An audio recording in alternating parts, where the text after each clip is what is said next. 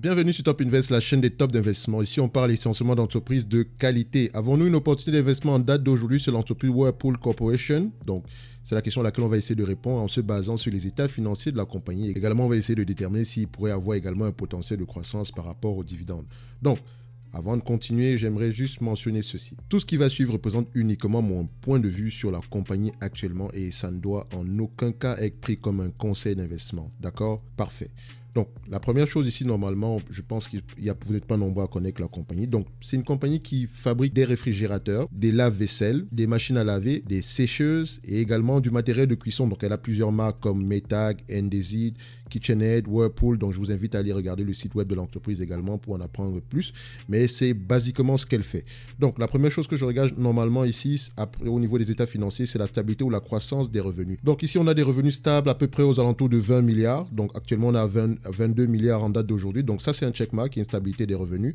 Ensuite, je vais regarder la stabilité des marges. Est-ce qu'on a des marges brutes stables ou croissantes? Première chose, je remarque qu'on a 3 paliers. 1, 2 et 3.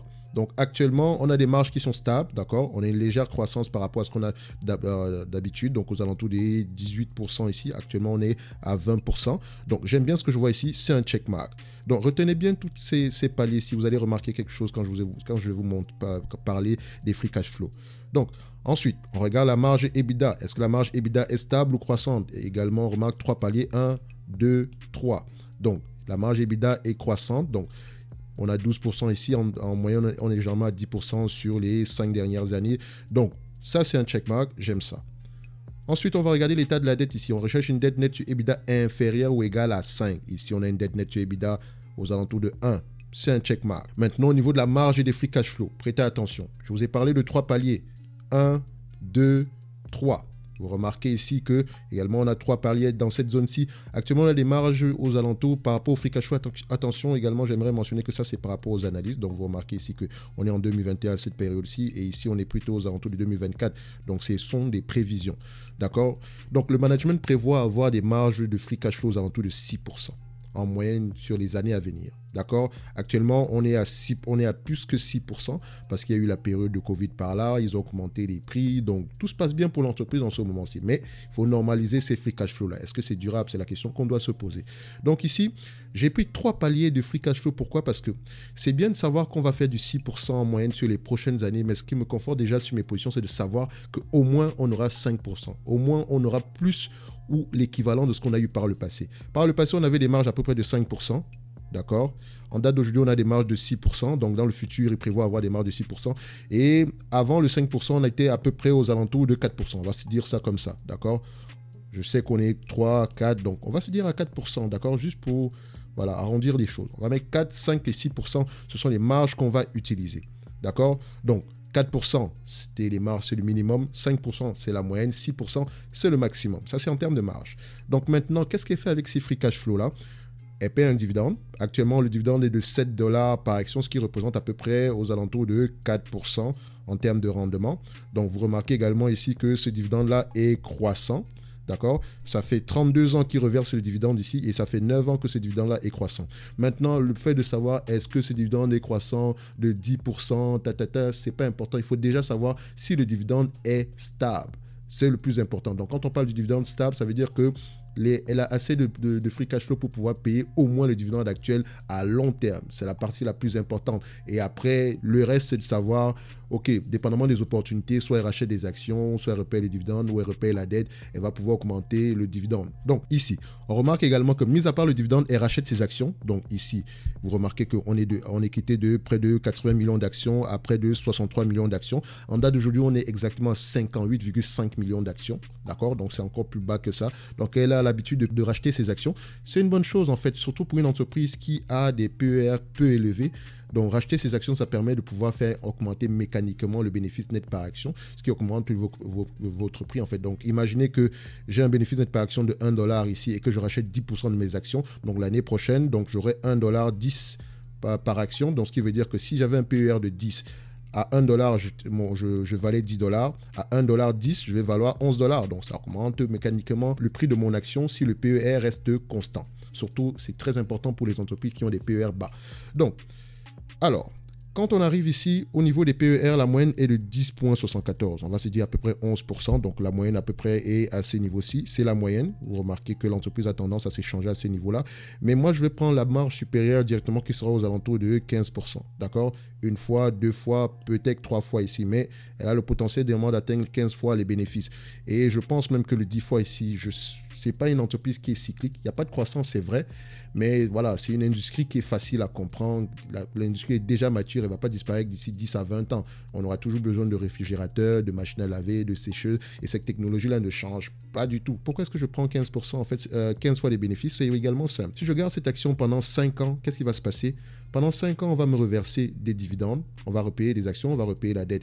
Donc, si imaginez que l'entreprise me rapporte généralement 1 milliard par an, donc je l'achète à 10 fois les bénéfices, je la garde pendant 5 ans, donc pendant 5 ans, je vais encaisser 5 milliards et je la revends par exemple à 10 fois les bénéfices. Donc, ça revient à multiplier par 15 en fait. C'est la même chose, 10 plus 5.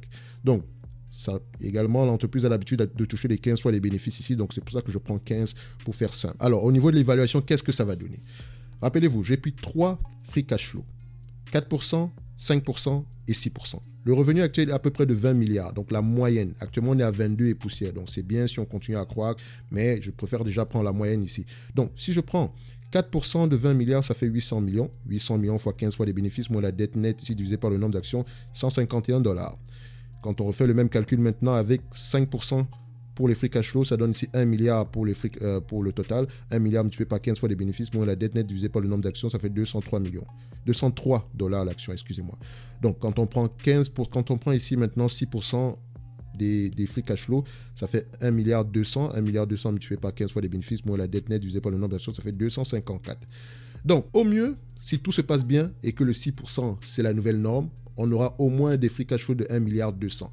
Mais retenez également qu'entre-temps, il pourra avoir des fluctuations. Parfois, on aura des revenus plus élevés. Parfois, on aura des revenus à peu près aux alentours de 20 milliards. Mais dans tous les cas de figure, c'est une entreprise, c'est un secteur qui est mature, plutôt stable.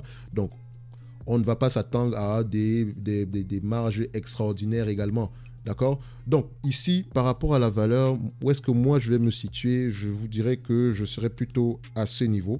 Donc, pour moi, le prix actuel, ça sera aux alentours de... La valeur actuelle, ça sera aux alentours de 254. Alors, 254 également, qu'est-ce qui me conforte dans cette décision? C'est simple. On va racheter les actions, on va repayer le dividende. Donc, déjà ici, en payant des dividendes de $7 par action, d'accord? Même si j'ai un 800 millions de free cash flow, mon dividende est safe, d'accord? Comment est-ce que je sais que le dividende est safe? Si vous prenez 800 millions divisé par 58,5, ça revient ici à peu près 13,67 $ par action.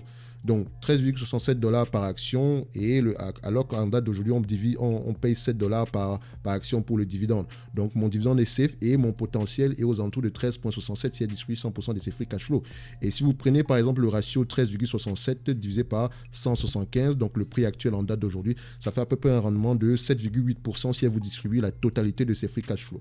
7,8%. Et ça, c'est en prenant le minimum des marges, d'accord? Si on prend maintenant, en faisant le même calcul, d'accord, des marges à peu près de 5%, d'accord, c'est ce qu'elle a eu l'habitude d'avoir. Actuellement, elle a des marges de plus que 5%. Ça fait un rendement de 9,76%.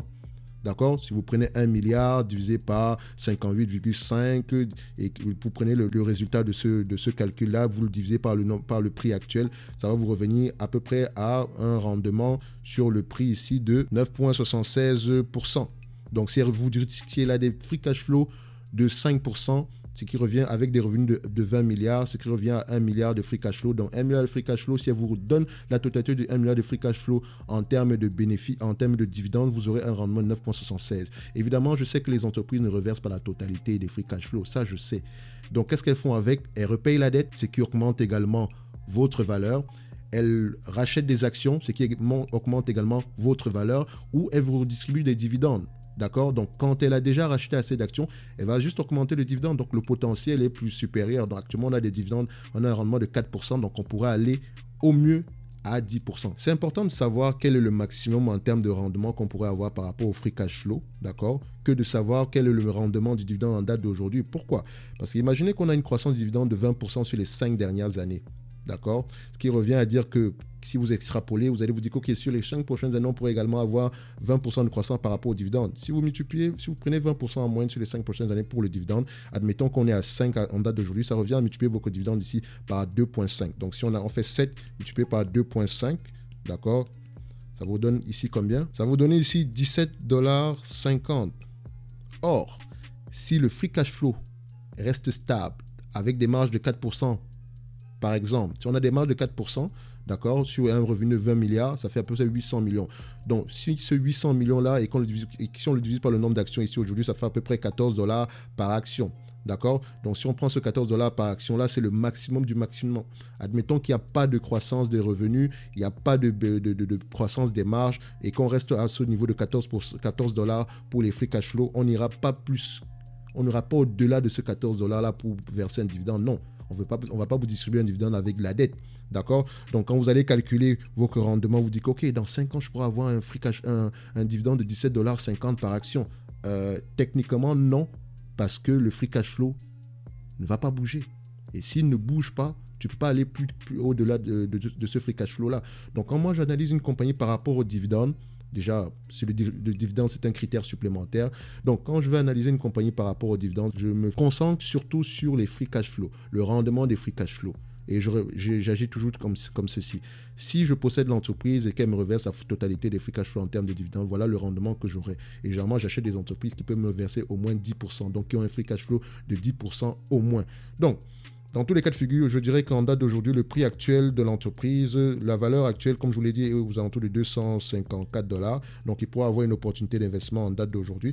Donc, par rapport au free cash flow, je vous ai dit que je prenais plutôt le 6%. C'est possible qu'ils puissent y arriver. Actuellement, ils sont à 7%. Ils ont déjà prouvé par le passé qu'ils pouvaient faire mieux que ça.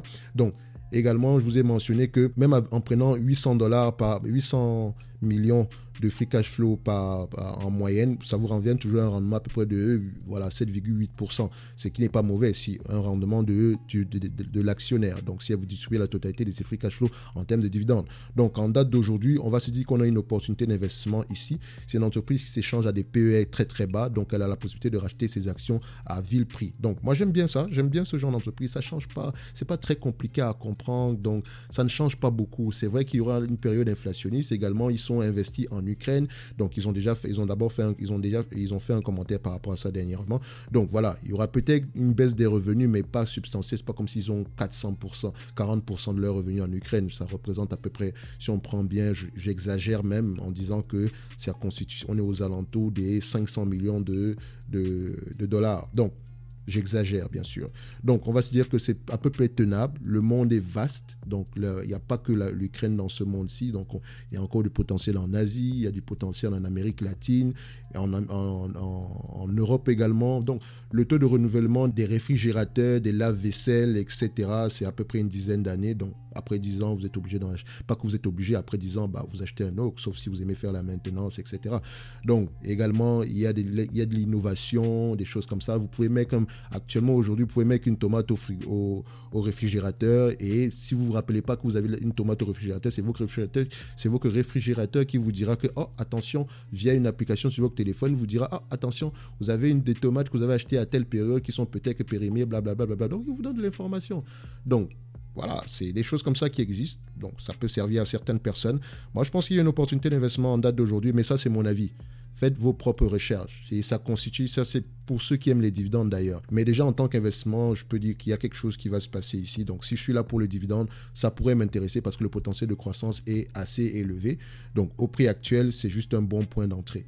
Donc, c'est ce que je pouvais dire pour Whirlpool. Donc, on va se donner rendez-vous à la prochaine vidéo et d'ici là, portez-vous bien. Merci.